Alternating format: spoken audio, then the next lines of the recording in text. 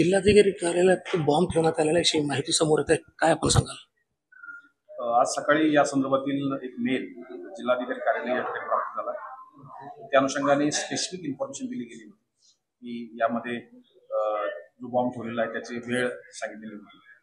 या अनुषंगाने कुठलाही धोका होऊ नये या दृष्टिकोनातून संपूर्ण जिल्हाधिकारी कार्यालय याचे सर्व मजल्यावरील सर्व अंमलदार, सर्व अधिकारी आणि कर्मचारी यांना सुरक्षित ठिकाणी हलवण्यात आलेलं आहे. प्रशासकीय बिल्डिंग 1 आणि 2 यामध्ये सुद्धा सेम प्रकारची कारवाई करण्यात आलेली आहे.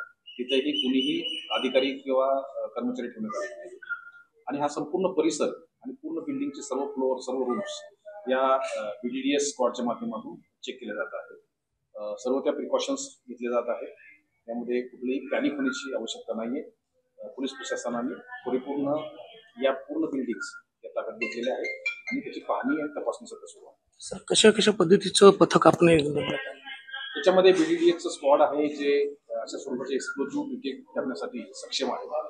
URT स्क्वॉड आमच्या या ठिकाणी पाचारण करण्यात आलेलं आहे आणि लोकांसाठी आणि इतर सर्व पब्लिकच्या दृष्टिकोनातून RCBचं पथक सुद्धा या ठिकाणी आहे.